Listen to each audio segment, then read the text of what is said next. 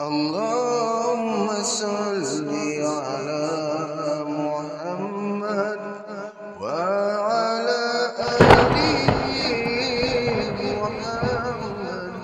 Allahumma salli ala Muhammad wa ala ali Muhammad.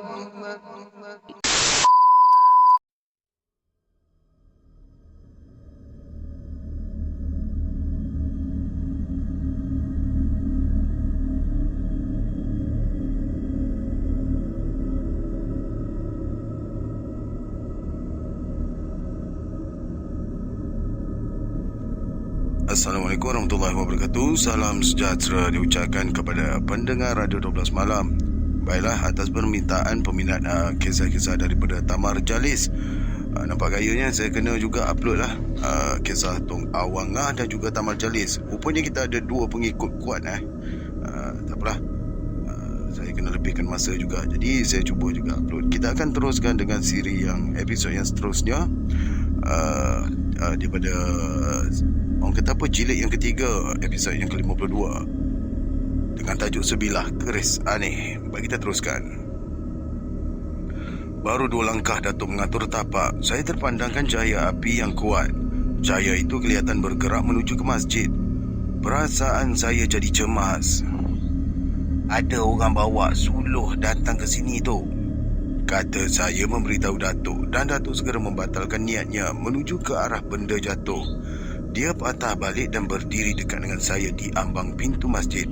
Tiada rasa cemas dan bimbang yang terpamer di wajahnya. Tamar, ya toh, yang kau tengok tu bukannya suluh. Kalau bukan suluh, apa dia pula tu? Itu disebut andang yang dibuat daripada daun kelapa. Oh, saya tak tahu, Datuk. Kalau tak tahu, belajar. Orang Melayu ni kaya dengan bahasa. Setiap benda ada nama dan gelarannya. Oh, satu keluhan terpancut dari mulut saya. Dalam saat-saat cemas begitu, Datuk masih mahu memperkenalkan saya dengan benda-benda yang baru. Saya mula terasa yang diri saya ini terlalu miskin dengan perbendaharaan kata-kata bahasa sendiri. Mata saya masih lagi terpaku pada andang daun kelapa. Bunga-bunga api yang dicipta oleh andang tersebut kelihatan berterbangan di udara sebelum jatuh ke bumi. Satu pemandangan yang amat menarik dan cantik bagi saya. Cahaya api itu kian lama, kian hampir ke masjid. Sahabat, saya datang. Dada saya terasa lapang. Saya kenal dengan suara tu. Datuk renung ke muka saya. Api andang daun kelapa pun padam. Dengan tenang, Mahyudin melangkah menghampiri saya dan Datuk. Wajahnya nampak tenang. Kenapa yang lambat? Mencari benda yang mahu saya serahkan pada awak. Benda tu hilang dari tempat simpanannya. Suara Mahyudin penuh kesal. Datuk terus menepuk-nepuk bahu Mahyudin beberapa kali. Mahyudin seluk baju cekak musang yang dipakainya. Dia mengeluarkan sekotak mancis cap kuda terbang.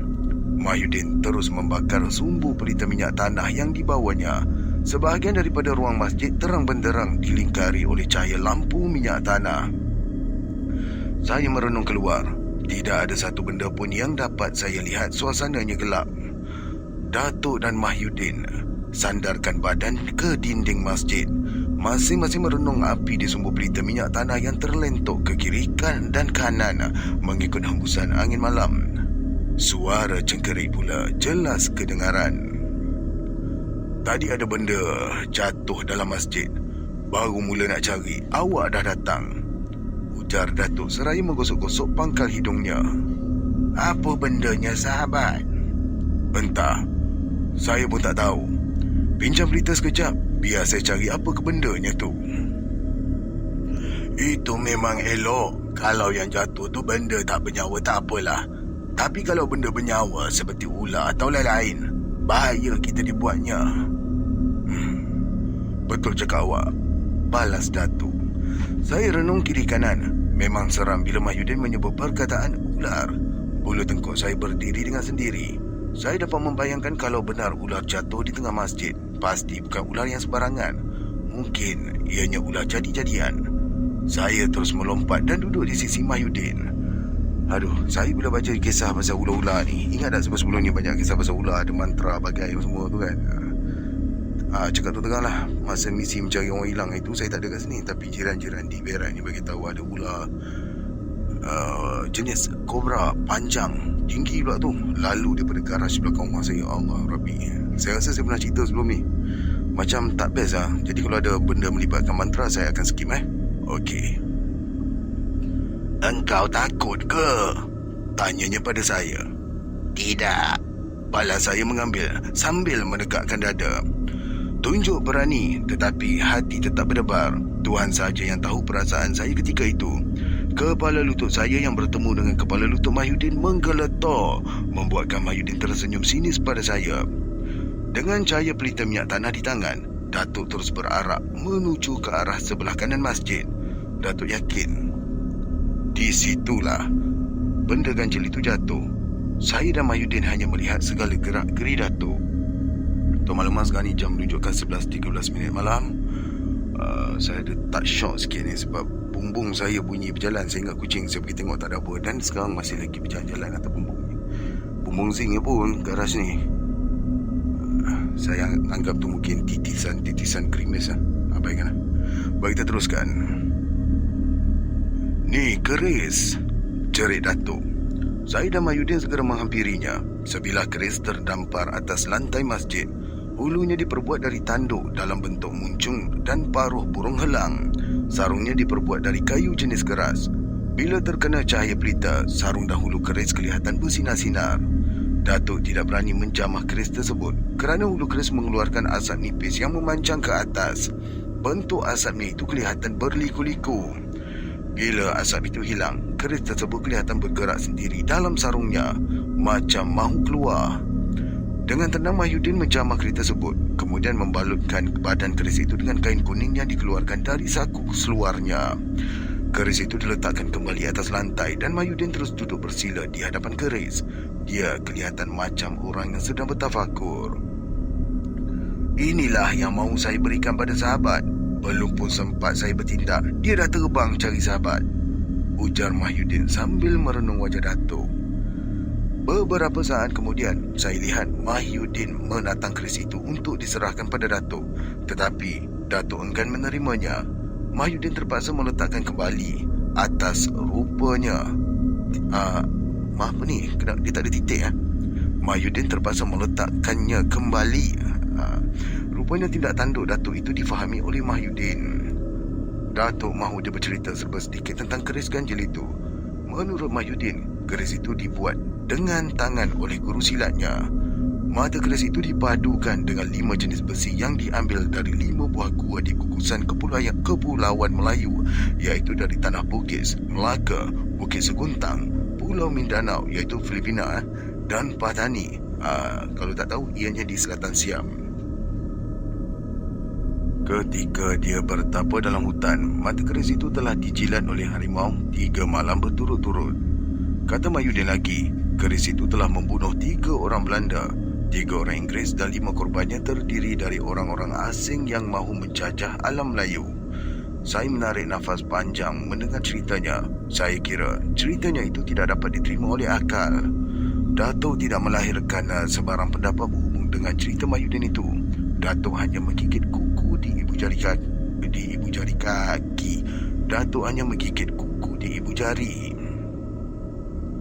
Sekarang ni, sahabat sudah tahu sayalah harimau dan sayalah orang yang menyimpan keris air harimau yang bisa. Ingatnya, keris ni ada pantangnya. Jangan dibuat sebarangan. Pantangnya tidak boleh ditikam kepada manusia yang sebangsa dan seagama. Kalau dilanggar, pantang orang yang menyimpannya akan mati muntah darah, kata Mahyudin lagi. Saya garu dahi dan Datuk terus membisu 1000 bahasa.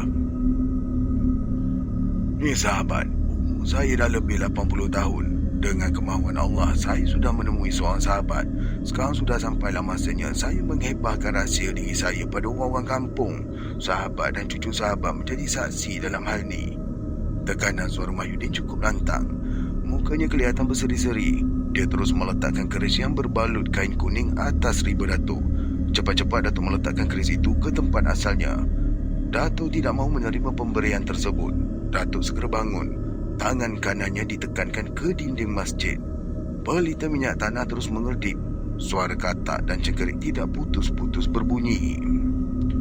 Apa arti semuanya ni, Mahyudin? Soal Datuk. Orang yang merantau akan kembali. Setiap kehebatan dan kekuatan ilmu dunia yang dituntut akan terpisah juga dengan manusia. Hanya ilmu akhirat saja yang dibawa. Begitu juga dengan saya. Cukup jelas dan teratur Mahyudin berkata-kata. Tetapi saya jadi kelam kabut. Sukar sekali memahami atau mencari parti dari kata-katanya itu. Berbelit-belit macam ada unsur falsafah. Sahabatku, saya faham. Tunggu sampai solat subuh, ujar Datuk bila Mahyudin mahu menyambung kata-katanya. Mahyudin patuh dengan permintaan Datuk. Mahyudin bangun, berjalan ke muka pintu surau. Datuk mengekorinya di belakang. Mereka berdiri di situ merenung ke kaki langit. Sebutir bintang timur kelihatan mengerdip dengan indah dan awan cukup bersih. Mahyudin, ya sahabat, awak ni berkawan dengan jin. Mahyudin tidak menghabiskan kata-katanya. Datuk terus memicit bahu kanan Mahyudin yang kelihatan resah tidak menentu. Saya mula rapat ke arah Datuk dan Mahyudin, berdiri di belakang mereka. Pelita minyak tanah terus menyala. Badan saya mula terasa sejuk. 2-3 kali saya mengeliat dan menguap panjang. Mahyudin, maafkanlah aku kalau kau tersinggung. Aku ni bukan apa-apa, Mahyudin. Kita sebagai manusia harus berhati-hati. Jangan sampai berkawan dengan jin kafir. Kata orang, ketika kita mau mati nanti, kita akan disesatkannya, ujar Datuk. Mahyudin terus membisu. Mata Mahyudin masih tertumpu ke kaki langit. Sebab sebaik-baiknya biar kita kenal dengan jin yang seagama dengan kita. Sekadar berkenal sahaja, kerana mereka makhluk Allah. Jangan sekali-kali kita memperhambakan diri kita pada mereka atau kita hambakan mereka, sambung Datuk lagi. Sudahlah sahabat, usahlah mengajar. Dari nada suara yang dikeluarkan Mahyudin itu, ternyata dia kurang senang dengan sikap Datuk. Datuk terus diam. Rupanya sikap Datuk itu menguntungkan. Mahyudin kelihatan tenang. Dia berjalan ke arah kerantung, ataupun kita panggil sekarang ni beduk, yang tergantung di luar masjid. Kerantung itu dipalunya berkali-kali menandakan subuh sudah hampir. Mahyudin dan Datuk terus mengambil wudu. Pukul lagi kerantung tu. Waktu subuh dah masuk. Mahyudin mengeluarkan perintah pada saya ketika dia melintas di hadapan saya. Tanpa membuang masa, saya terus memukul kerantung bertalu-talu. Memukul kerantung memang menjadi kegemaran saya. Tidak saya nafikan. Serba sedikit saya telah belajar dari Datuk meningkah kerantung dengan baiknya. Tingkah, iaitu pukulan, yang saya buat itu semacam ada satu irama yang boleh membuatkan orang tersentak dari tidur. Kata Datuk, memukul kerantung subuh mestilah pandai. Tidak sembarangan, mesti menarik minat orang dan boleh membuat orang bangun dari tidur, walaupun bukan bangun untuk solat. Peluang itu saya gunakan sekarang. Sudah, cerkah Datuk sekuat hati. Kayu pemukul terlepas dari tangan saya. Bila orang suruh pukul, buatlah setakat yang patut. Ini sampai berjam-jam, sambung Datuk lagi. Saya tersengih macam kerang busuk. Apa mahu dikatakan lagi? Memang salah diri sendiri. Tanggung jelah akibatnya. Azan subuh dilaungkan oleh Mahyudin. Suaranya memang merdu. Kalau dengar pada suaranya, memang orang tidak duga yang Mahyudin sudah berusia hampir 80-an. Suaranya lantang macam orang muda yang berusia 20-an. Setelah selesai menunaikan solat subuh, Mahyudin berlari ke pintu. Dia minta orang yang bersama dalam masjid supaya jangan meninggalkan masjid. Dari muka pintu, Mahyudin membuka rahsia dirinya. Dia menceritakan namanya yang sebenar serta asal-usulnya. Orang ramai agak terkejut dengan peristiwa itu. Saya rasa tugas saya dah hampir selesai. Halalkanlah makan minum saya. Terima kasih atas budi baik orang sini. Pada sesiapa yang terlalu hormat dan kagum dengan diri saya, buangkan semuanya tu. Saya ini manusia biasa. Cukup bersemangat Mahyudin bercakap. Kemudian dia berjabat tangan dan berpeluk-pelukan dengan setiap orang yang lalu dekat situ. Dekat pintu. Dia menangis dan memeluk badan domba. Bila semuanya selesai, Mahyudin tergesa-gesa meninggalkan masjid tanpa mengucapkan sesuatu pada saya dan Datuk. Ketika itu hari sudah hampir cerah. Matahari mula bangun di kaki langit, menebarkan sinarnya ke seluruh pelosok kampung. Ganjil perangainya. Dengan orang berpeluk bersalam. Dengan kita dia buat tak tahu. Datuk melahirkan rasa kurang senang. Saya tersenyum sambil merenung ke arahnya. Agaknya dia lupakan kita lah, Tok. Boleh jadi juga. Maklumlah manusia ni tak lepas dari sifat lalai dan lemah. Datuk tersenyum.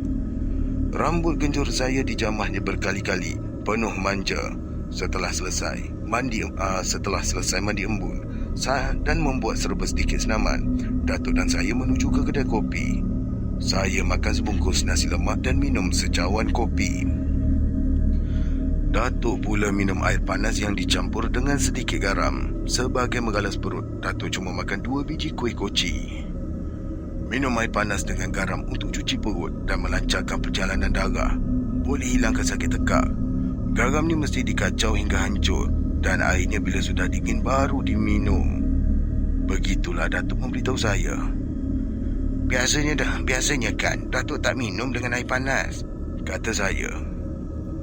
Itu masa di rumah. Kau sendiri tahu di rumah Tok minum air yang sudah dingin sepanjang malam dan diisi dalam labu. Di kedai mana kita nak dapat air macam tu? Oh, saya faham sekarang. Apa yang Tok buat ni boleh diamalkan, tapi hasilnya kurang sedikit dari air yang kita dinginkan sepanjang malam. Datuk membayar semua harga minuman dan makanan. Kami pulang ke masjid untuk mengambil barang Datuk yang tertinggal, iaitu sehelai kain hitam 3 segi. Pada mulanya, Datuk memutuskan selepas sarapan pagi, mahu terus pulang ke kampung. Kau tunggu sini, biar aku je yang masuk. Saya tidak membantah arahan itu. Badan Datuk hilang di telan pintu masjid. Beberapa minit kemudian dia muncul. Kali ini saya lihat wajahnya lain macam. Dahinya berkerut. Di tangan kanannya terdapat bungkusan yang dibalut dengan kain kuning. Saya tahu apa yang ada di dalam tangan Datuk. Kerana itu saya tidak menegurnya. Matahari kian bersinar. Saya kira jam dah pukul 8. Kulit muka saya terasa pedih kena panahan matahari. 2-3 kali saya meraba kulit muka. Tanpa saya sedari, Datuk sudah pun berdiri di sisi saya. 2-3 kali Datuk dongakkan kepala melihat matahari. Kelopak matanya pejam celip menahan panahan matahari itu. Mari kita pulangkan Hak Mahyudin ni. Tapi kan dia dah bagi pada Datuk. Aku tak kata apa-apa pun. Sama ada mahu ataupun tolak. Betul juga cakap tu. Secara tak sengaja saya terpandangkan lengan kanan Datuk yang memegang benda berbalut kain kuning. Urat-urat lengan Datuk kelihatan timbul. Benda yang dipegangnya seakan-akan bergerak sendiri dalam genggaman Datuk. Kulit muka Datuk kelihatan tegang, macam menahan sesuatu. Saya terpegun dengan kejadian itu. Ni Tamar, jangan tengok benda dalam tangan aku ni, pekik Datuk. Serentak dengan itu, telapak tangan kirinya jatuh atas kepala saya. Kepala saya dipulasnya hinggakan pandangan saya beralih ke arah lain. Batang tengkuk saya terasa sakit sekali. Jangan, tambah Datuk lagi. Badan saya ditolaknya ke hadapan. Nak ke mana lagi ni, Tok? Ikut aku ke rumah Mahyudin. Biji mata Datuk kelihatan bersinar garang. Gerak-gerinya jadi serba tangkas. Begitulah, di bawah sinar matahari saya dan Datuk melangkah di jalan kecil yang muat untuk 2 basikal berselisih. Sebelah kanan jalan ditumbuhi lalang dan sebelah kirinya dikuasai oleh pokok serunai laut. Langkah Datuk terlalu cepat dan saya terpaksa berlari anak supaya tidak jauh ketinggalan di belakangnya. Ketiga bintik-bintik pelumuk menguasai dahi. Saya dan Datuk sudah pun berada di halaman rumah Mahyudin. Pintu rumah tertutup rapat 3 kali. Bukan macam tu ni, dia tak ada titik ni. Saya ulang balik ya. Pintu rumah tertutup rapat. 3 kali Datuk memberi salam. Semuanya tidak berjawab. Datuk renung tanah di halaman rumah. Tapak harimau ni, kata Datuk. Tapak harimau? Tanya saya cemas. Badan mula terasa lain macam. Ya. Datuk terus membungkuk meneliti kesan tapak kaki harimau. Datuk luruskan badannya kembali dan merenung ke arah belukar kecil di belakang rumah Mahyudin. Datuk mengikut kesan tapak kaki harimau yang menuju ke belukar tersebut. Ternyata kesan tapak kaki harimau itu tidak sampai ke tepi belukar, hilang di antara tiang depan dengan tiang bahagian dapur rumah. Datuk termenung panjang, kemudian mendekati saya dan yang berdiri tidak jauh dari tangga. Datuk renung muka saya tepat-tepat dan bergerak dari kiri ke kanan di hadapan saya. Datuk berhenti melangkah, bibir bawahnya ditekan dengan ibu jari seketika. "Ganjil ni, ganjil," kata Datuk. "Apa yang ganjil tu?" "Tapak harimau hilang dalam kawasan rumah," suara Datuk merendah. Keris yang berbalut kain kuning masih dalam genggamannya. Kerana saya ditegah melihatnya, saya tidaklah melihat, malah hampir lupa dengan keris tersebut yang berada pada Datuk. "Ikut aku, Tamar." "Baik, Tok." "Jangan tegur, jangan tanya apa yang aku buat." "Baik, Tok." Sinar matahari bertambah terik. Sesekali kedengaran suara ungka bersahut-sahutan di kaki bukit. Burung murai terus berkicau di hujung dahan menyambut sinar matahari yang memancar terang. Datuk pijak anak tangga pertama hingga ke anak tangga bongsu. Saya juga berbuat begitu. Datuk tolak daun pintu yang tidak berkunci. Pandangan pertama yang saya lihat sesudah pintu terbuka amat mengejutkan. Mahyudin terbaring kaku di ruang tengah rumah. Mukanya nampak lebam. Baju cekak musang di bahagian dadanya terbelah dua. Kulit badannya terkoyak macam dicakar sesuatu. Kedua belah kakinya terlipat. Terdapat garisan yang memanjang di kedua belah betisnya. Datuk jamah pergelangan tangan Mahyudin, memeriksa pergerakan nadinya. Datuk menarik nafas panjang sambil meluruskan kedua belah kaki Mahyudin. Bahagian dada Mahyudin Datuk tutup dengan kain pelekat berkotak besar, berwarna merah dan hijau. Kain pelekat itu Datuk ambil dari longgokan kain Mahyudin yang terletak dekat dinding rumah. "Dia dah mati." Keadaannya ganjil sekali, Datuk." Setiap orang yang dapat meresapkan perasaannya menjadi harimau akan mati dalam keadaan macam ni. Selalunya bila orang menuntut ilmu ni membuka rahsia diri sendiri, dia takkan hidup lama. "Maknanya dia boleh menentukan tarikh mati dia, Datuk?" "Tidak, dia cuma dapat alamat saja. Kematian dirinya terletak pada kuasa Allah yang Maha Besar. Ada orang yang menuntut ilmu ni membuka rahsia dirinya di depan orang ramai, tapi masih lagi hidup beberapa tahun." "Apa yang terjadi pada dirinya? Secara kebetulan saja, ya, Tok?" "Ya, memang secara kebetulan. Selepas dia buat pengumuman, dia pun mati. Ini tak bererti yang dia sudah menentukan tarikh matinya. Ingatnya, jangan sesatkan diri dengan kejadian macam ni," ujar Datuk sambil meraba-raba hujung dagunya. Saya dan Datuk berehat sebentar dalam rumah Mahyudin. Keris yang berbalut kain kuning Datuk letakkan dalam peti hitam di bucu rumah. Peti hitam itu Datuk tindihkan dengan seketul batu yang Datuk ambil di ruangan dapur. Tiba-tiba, saya terdengar menggelodak dalam peti hitam, macam ada orang yang mengetuk-ngetuk dari dalam.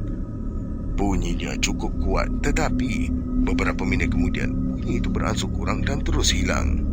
Wajah Datuk kelihatan tenang. "Aneh sungguh mayat Mahyudin tu." "Ya, Tamar. Sebelum dia mengembuskan nafasnya yang terakhir, dia melompat macam harimau untuk beberapa minit, kemudian menjadi lemah dan terus mati." "Dahsyatnya tu." "Begitulah ilmu dunia, tak ada yang kekal. Ada kelebihan dan kekurangan." Nada suara Datuk amat perlahan sekali. Datuk menyuruh saya menemui Dumba untuk menceritakan hal yang berlaku pada diri Mahyudin. Perintah Datuk saya patuhi. Dengan ditemani oleh Dumba, saya pergi ke rumah anak angkat Mahyudin. Tidak sampai setengah jam, berita kematian Mahyudin heboh seluruh kampung. Salah seorang penduduk kampung terus menuju ke masjid, memukul beduk, menandakan ada kematian yang berlaku di kampung. Menjelang waktu zuhur, mayat Mahyudin pun dikebumikan. Orang yang bekerja keras menyelenggarakan pengebumian Mahyudin itu tak lain dan tak bukan ialah Dumba sendiri dengan dibantu oleh anak angkat Mahyudin. "Semuanya dah selesai. Biarlah kami balik," beritahu Datuk pada anak angkat Mahyudin dan Dumba di kaki tangga. Muka Dumba segera berubah mendengar cakap Datuk. Begitu juga dengan anak angkat Mahyudin. Mereka tahu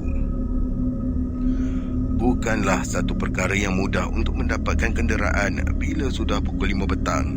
Belum sampai ke Slim River, hari sudah malam. Lagipun perkhidmatan bas penumpang tamat pada jam 6 petang. Begini sajalah, arwah bapa angkat saya ada meninggalkan pesan. Sekiranya dia mati, dia minta rumah ni ditunggu selama 1 malam. Orang yang dipilihnya ialah tuan sendiri. Anak angkat Mahyudin membuka rahsia. Orangnya bertubuh kecil, berambut kerinting dan berdahi sempit. Bila dia cakap dengan awak? Sejak dia mengenali diri tuan, katanya tuan tahu serba sedikit tentang kebolehannya. Datuk termenung panjang. Saya tahu fikiran Datuk ketika itu berbalah sama ada mahu tidur di rumah Mahyudin atau meneruskan perjalanan. Kalau Datuk bertanya pada saya sama ada mahu bermalam di situ atau pulang, saya akan menyuruh Datuk pulang saja. Apakan daya Datuk tidak bertanya pada saya? Tunaikanlah pesanan arwah. Kalau dulu awak minta saya berbaik dengannya dan saya penuhi permintaan awak, sekarang saya minta awak tunaikanlah wasiat dia. Dumba pula mengeluarkan pendapatnya. Datuk masih lagi termenung, keningnya kelihatan berkedut.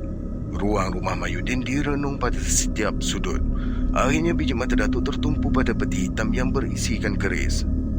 Baiklah, cuma semalam saja, kata Datuk sambil bangun. Anak angkat Mahyudin dan Dumba yang sedang duduk bersila di lantai rumah turut bangun sama. Mereka kelihatan riang. Datuk tidak menghampakan permintaan mereka. Malam itu setelah selesai solat maghrib dan isyak di masjid, saya dan Datuk terus menuju ke rumah arwah Mahyudin. Bila sampai di rumah, anak angkatnya sudah sedia menanti kami. Makan malam sudah tersedia di ruang rumah. 3 pelita minyak tanah sudah terpasang. Ada satu keganjilan yang dilakukan Datuk ketika makan malam. Dia mengepalkan nasi sebanyak 7 kepal, diletakkan berderet di pinggir pinggan. Datuk memulakan makan nasi yang sudah dikepalkannya itu dari kiri ke kanan. Dia tidak menjamah lauk pauk yang tersedia di situ. Ini semua petua. Kalau si mati bersahabat dengan makhluk jahat, nanti kita boleh tahu. Datuk membuka rahsia. Mulut anak angkat Mahyudin terlopong. Sayang, Datuk cuma membuka rahsia setakat itu saja. Dia tidak menerangkan perkara ini dengan lebih mendalam lagi. Macam mana kita nak tahu hal tu, tuan? Tanya anak angkat Mahyudin. Bila kita kepal nasi yang ganjil bilangannya kita telan, kita akan tersedak. Tapi ada pula caranya yang boleh membuatkan hal tu terjadi. Bukan boleh pakai suap saja. Nantilah lain kali aku bagi tahu pada kamu. Datuk terus meneguk air. Lebih kurang pukul 10 malam, anak angkat Mahyudin membawa pulang pinggan mangkuk yang telah digunakan itu. Saya pula terus berbaring dan Datuk terus membacakan surah Yasin. Dalam suasana yang tenang itu, peti hitam yang berisikan keris itu berbunyi. Batu penindih yang diletakkan di atas penutupnya pun terus bergerak. Makin lama bunyi itu makin kuat. Saya mula resah. Datuk berhenti membacakan surah Yasin. Dia terus renung ke arah peti hitam yang masih berbunyi itu. Datuk melagakan gigi atas dan gigi bawah berkali-kali. Mulutnya mula bergerak-gerak macam membacakan sesuatu. Tiba-tiba, Datuk menampar lantai rumah dengan sekuat hati. Bunyi dalam peti hitam itu terus berhenti. Serentak dengan itu, pintu rumah terbuka. Anak angkat Mahyudin terpacak di situ. Mukanya pucat lesi, ditoreh tidak berdarah. Kenapa? Tanya Datuk. Saya diikuti harimau yang besar. Tak apa, kau baliklah. Ambil kain pelikat ayah kamu dan belitkan ke badan. Nanti harimau itu tidak akan mengikuti kau lagi. Datuk menyerahkan kain pelikat pada anak angkat Mahyudin. Dengan tenang, lelaki berambut kerinting yang mempunyai anak satu itu meninggalkan rumah. Usaha Datuk tidak sia-sia. Setelah dibekalkan dengan kain pelikat, anak angkat Mahyudin dapat meneruskan perjalanannya dengan aman. Kalau dia diganggu atau diekori harimau, tentu dia datang menemui Datuk. Kami tunggu juga hingga jam 12 malam. Namun anak angkat Mahyudin tidak juga muncul-muncul. Lebih kurang jam 2 pagi, saya terpandangkan seorang lelaki berserban kuning duduk atas peti hitam menatang sebilah keris. Wajahnya kelihatan bersih. Hal itu segera saya beritahu pada Datuk yang masih membaca surah Yasin. Maafkan saya. Minta maaf, terbatuk, masih belum sihat lagi ni. Baik, saya teruskan. Lelaki berserban kuning masih lagi duduk di atas peti hitam. Kedua belah tangannya terletak atas kepala lutut. Saya lihat keris yang ditatangnya sudah tidak ada lagi di tangannya. Bila Datuk selesai membaca surah Yasin, dia segera merapati peti hitam. Orang yang berserban kuning sudah tidak ada lagi di situ. Datuk membuka peti hitam dan mengeluarkan keris yang berbalut kain kuning. Keris itu ditatangnya seketika. Bukan keturunan aku mengambil barang yang bukan hak aku. Sekarang aku pulangkan kembali pada yang berhak, kerana orang yang menjaganya selama ini dah tak ada lagi. Perkataan yang keluar dari mulut Datuk cukup jelas dan teratur, bagaikan ada manusia di hadapannya mendengar apa yang dikatakannya. Datuk membuka sila lalu bangun.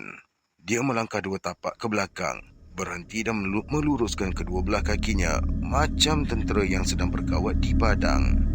Kedua belah tangannya masih lagi menatang keris yang berbalut kain kuning. Datuk maju setapak, 2 tapak dan berdiri betul-betul di hadapan peti hitam.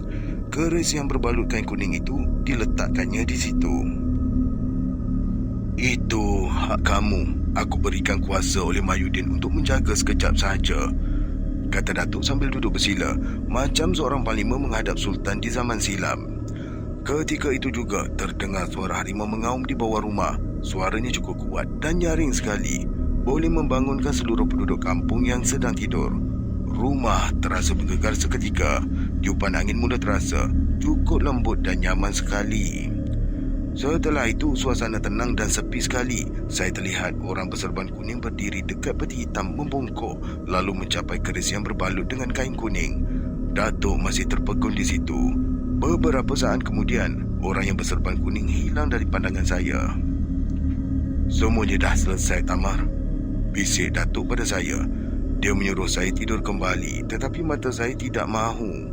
Saya terus bertanya pada Datuk, apa yang kita lihat tadi tu jin kawan Mahyudin tu?